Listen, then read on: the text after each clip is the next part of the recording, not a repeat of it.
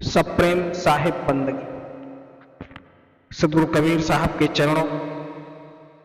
चरण बंदगी महंत रामधनी दास साहब के चरण बंदगी महंत धीरज दास साहब के चरण बंदगी पौन पतित कबीर आश्रम नेवादा गौरा डांड की पावन धरा को बार बार नमन। साहिब बंदगी। बंधुओं, मनुष्य इस संसार में आकर उस परम पिता को भूल जाता, वह उसे याद नहीं करता जिसके लिए उसने मां के उदर में जब वह उल्टा लटका रहता है गर्भ में, तब वह कॉल करता है कि हे परम पिता, मुझे इस नरक से मुक्ति दिलाओ और मुझे पृथ्वी लोक पर आपकी भक्ति के लिए वहां पर जाने की आज्ञा दो। और जब मनुष्य इस धरा पर आता है मृतलोक में, तो फिर वह नाना प्रकार के विषय मोह लोभ आदि में फंसकर उस परम पिता को भूल जाता है और जिस नाम का उसे जाप करना चाहिए, जिसके लिए वह इस संसार में आया है, उसे भूलकर अपितु वह ऐसा कर्म करता है जिसमें उसका मन बुरे कर्मों में लग जाता है, लेकिन वह उस परम पिता की भक्ति नहीं करता और तमाम पाखंड रूपी पाखंडों के जाल में फंस जाता है, विषय विकारों में फंसा रहता है। उसे यह ज्ञात ही नहीं होता कि वह जिसकी भक्ति कर रहा है, जिसकी वह अर्चना कर रहा है, जिस राह पर उसको लोग लेकर जा रहे हैं, क्या वह सत्य है। सदगुरु कबीर साहब अपने बीजक में कहते हैं, बीजक में रामायणी नंबर 20 में सदगुरु कबीर साहब ने कहा, अब कहूँ राम नाम अविनाशी, हरि छोड़ जियरा कतहु न जासी, जहां जा तहाँ होम पतंगा, जब अब जनि रहूं समझ विष संघा, राम नाम लय लायु सुलीना, भृंगी कीट समुझ मन दीन्हा, भाव अस गरुआ दुख के भारी, कर जियो जतन जो देख विचारी, मन की बात है लहरी पिकारा, ते नहीं सूझे बार न पारा। सदगुरु कबीर साहब कहते हैं कि मनुष्य, हे जीव, जो समय बीत गया वह बीत गया, सो चला गया, उसे भूल जाओ और अब भी समय है, तुम उस राम का, उस नाम का जाप करो, उस नाम का भजन करो जिससे तुम्हें मुक्ति मिल जाए। उस हरि को छोड़कर कहीं भी इधर उधर अपने मन को मत भटकाओ। कहने का तात्पर्य यह है, सदगुरु कबीर साहब यह कहते हैं कि तुम वहां पर मन लगाओ जहां पर तुम्हें सच्ची और सही रूप से ज्ञान मिल सके। ऐसा गुरु बनाओ जो तुम्हें सही रूप से तुम्हें ज्ञान दे सके। भ्रम जाल में फंसाने वाले तमाम गुरुओं से आप सीखकर इस पाखंड के जंजाल में ऐसे ही फंसे रहे। सदगुरु कबीर साहब आगे कहते हैं कि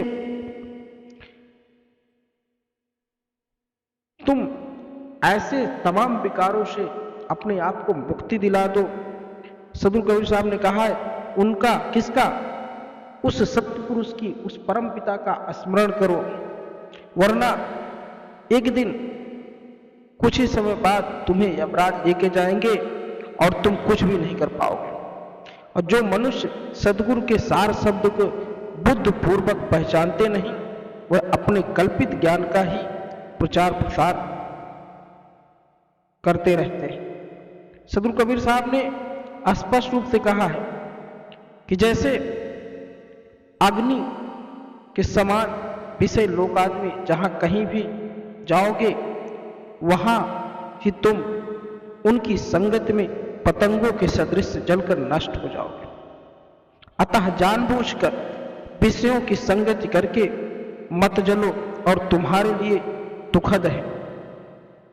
जब विवेकवान मनुष्य अपने मन को राम नाम में लगा देता है तो उसका मन राममय हो जाता है। कहने का तात्पर्य यह भी है कि सदगुरु कबीर साहब ने दर्शाया है जिस प्रकार से कीट पतंग उजाला देखकर उसे यह नहीं समझ में आता कि जिसके पास वह दौड़ के जा रहा है उसमें जाने के बाद क्या उसकी मृत्यु हो जाएगी, उसे इस चीज के विषय में उसे ज्ञात नहीं होता और उसी में जाकर जलकर नष्ट हो जाता है। सदगुरु कबीर साहब आगे कहते हैं कि उसके मन में विषयों के प्रति जो आसक्ति रहती है वह दूर हो जाती है। जिस तरह भृंगी दूसरे कीटों को लगातार अपना शब्द सुना सुना कर अपने समान बना लेता है, एक कहावत है कि विश्व में दुख इतना भयंकर है कि इसके राग में दर्द ही दर्द है। ऐतवत यह मनुष्य इस दुख को समझकर इसके बारे में सोचो और इससे बाहर निकलो कि चेष्टा करो। मन की बातें अर्थात काल्पनिक बातों विकारों के लहरे और इन बातों में पढ़कर जीवों को कुछ नहीं सोचता। सदगुरु कबीर साहब कहते हैं कि जब मन के अंदर एक मूर्ति बिठा लेते हैं लोग कि मैं इनकी पूजा कर रहा हूं, इससे मुझे मुक्ति मिलेगी, और उनका मन वहां लगा तो जरूर है लेकिन फिर भी वह कार्य ऐसा करते हैं, मांस मदिरे का सेवन करते हैं और फिर चढ़ावे में मुर्गी और बकरे का चढ़ावा करते हैं, बकरी को चढ़ाते हैं, तो ऐसी भक्ति भी उन्हें मुक्ति के लिए सही साधन नहीं होती। क्योंकि सदगुरु कबीर साहब ने सदा कहा है कि जीव पर दया करना, और जो व्यक्ति जीव पर दया नहीं करता, जो गुरु अपने शिष्य को जीव पर दया करना नहीं सिखाते, वह गुरु और शिष्य दोनों हो प्राणी वह नरक के अवयोगी बनते हैं। उनको यह समझना चाहिए कि वह जो कर रहे हैं वह कर्म उनके विपरीत जा रहा है।